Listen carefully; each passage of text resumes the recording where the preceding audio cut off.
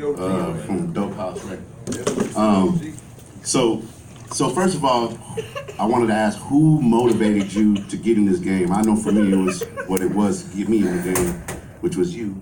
And then second of all, do you remember your first rhyme? Like, was it an 8, 12, 16, or was it a 32? And if you do remember it, would you release it again? Who motivated me? You know, I grew up listening to first raps I heard, like everybody else my age, was Sugar Hill Gang, Curtis Blow, and all that, all the way up to the Run DMC days and all that. And that was my main motivation back then, just to do it, just trying to develop my style and figure out how I wanted to be. You know, those are the people up to KRS-One. When I heard KRS-One in like 87, I was blown after that. So all those people, Rakim, they helped like shape my style. And what was the second question? Do you remember your first rhyme? Oh, now I remember writing it, but I can't remember what I said. Okay. You know, but only thing I can tell y'all for a fact about it is that if you heard it in 2019, it'll sound like some Cat in a Hat. Like house, mouse, spouse. It was real basic, and that's how we rapped back then. But one of the first raps I wrote when I was going to Thomas, when I was in middle school, and a friend of mine was rapping. I had one rap, and he was telling me, he came around me and he was looking sad, like, I'm like, what happened? He said, I just had a battle, and this dude just beat me and embarrassed me in front of everybody out in the little lunchroom area. So I was like, for real? And I said, okay, let me go see what's up. I had one rap, and I went over there, and I challenged the dude. And when I challenged him, he went first, and he got a little, you know, it's cool. Then I said my one rap, and everybody went crazy, took off running, hollering, screaming like that. And it was over with, you know, and then thank God it was over with, because that was the only rap I had. If I came back for a second round, I would have been in trouble. But that probably was my first one, and it's like a drug after that. Yeah. You want to keep going. Thank you, man. Appreciate that. Queen. K-Rino, man, what's going down? What's up, Q? Man, I just want to say, man, thanks for having me, man. It's always an honor and a pleasure, man, to support, you know, what you have going on and everything. I grew up on you as well. I guess I kind of have a two-part question. I was trying to, have you ever wrote a whack rhyme? I mean, I know you said early on, you know, it's kind of cat in the hat rhyme, but I've never heard you spit a whack rhyme ever. For real? I wrote a whole lot of whack rhymes in my life. But the key is, you're blessed enough to realize that it's whack after you write it, then nobody ain't gonna hear it. Because what I used to do, you know, I still stay up all night. But when I was young and I would stay up late at night writing, sometimes you be in that moment, and everybody who raps can relate to this. When you be in that moment, you might write something at 2 or 3 in the morning, and it sounds like the greatest thing ever. You wake up the next day, like, who wrote this? So you like throw it away, or it's always, even if you write a trash 16, it's gonna be 2 or 3 or 4 of them bars that you can still keep and use for something else, and then you just discard the rest of it. So yeah, I wrote a whole lot. I still write whack lyrics because I jot down stuff. If I don't write a whole song, you could be anywhere and an idea come and you just write it beside them and get to it later. And before you know it, you might have a whole paper full of just scribbled up ideas. But out of those ideas, you look at 7 of them after a month and you be like, what was this supposed to be? So yeah, you write a lot of whack stuff. You just know what to use and know what not to use. All right, and then I guess piggybacking off of that, like, what's your studio process like?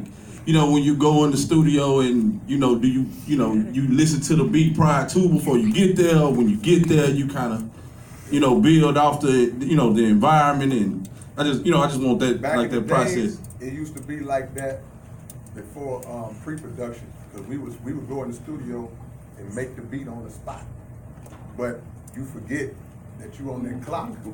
Sitting in the studio time be $40, $50, and $60 an hour, so you can't sit in the studio trying to come up with it or write the song. So when pre-production came along, and somebody could actually give you the beat in advance and you could write it at home, it's better. I prefer it like that, but sometimes, to be honest with you, every artist in here knows you can come up with a concept before you even get a beat. You just come up with the idea. It's like, man, I got this idea, and you just lay it out. You can't wait for the beat. I'll find a beat later.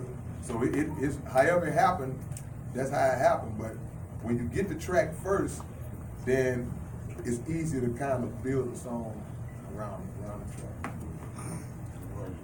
Queen got a question. See the picture. What you got? Why was there like little balls in your tires? You know what? She asked why was it tennis balls in the tires?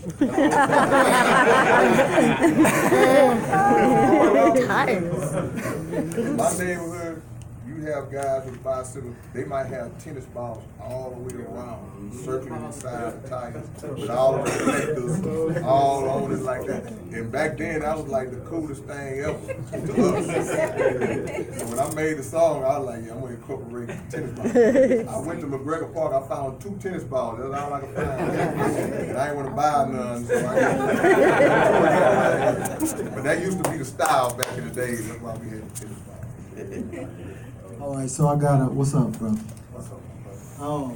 I got a comment and a comment and a question, man. Well, I'm Kenyatta, so for those you don't know, but so thank you first and foremost for your efforts. You know, the great music. It's unfortunate that the mindset of today can't really fathom what you're putting out there. I mean, you know, it just is what it is. Sorry. However, T-Raz though,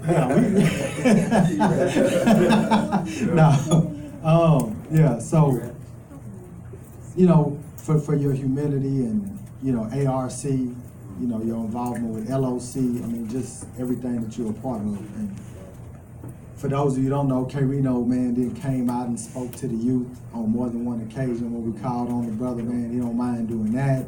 Great. We did a couple tracks together, man. Love it.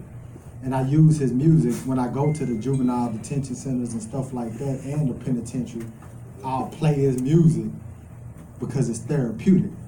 And then, fortunately, you got a song about anything you can think of. Like, there's nothing you don't have a song about, which I don't understand. That's for real. Like, I'm for real. Like, That's for real. It's like a Bible, you can always, or a Quran, you can go to and just use those references in any discussion. You can do the same thing with your albums. You can reference a song for somebody going through something or somebody bike getting stolen. I got a song for that, man. Yeah. Whatever. So I appreciate that. So here's the question. When W.E.B. Du Bois and Carter G. Woodson died, part of their passing wishes were to create or to manifest the Africana or the encyclopedia, the black encyclopedias and dictionaries and whatever.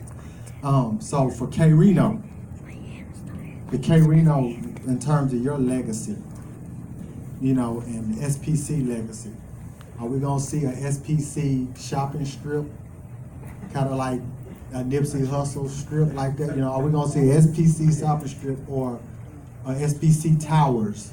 What does the legacy of SPC look like and the legacy of K-Rino look like? Great question.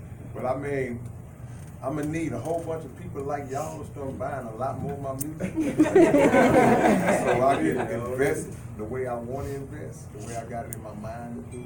But a lot of times we can't always use that as an excuse because it's enough of us that think like we think that if we pool our resources, we could get something like that going. As far as my legacy is concerned, I mean, you really said it. If I'm able to have something that everybody can relate to, any aspect of life, you can pull the concept from my catalog, then that's part of my legacy, in my opinion, what I think that people can benefit from. But outside of that, man, we just gonna keep doing what we do. And I have probably 98%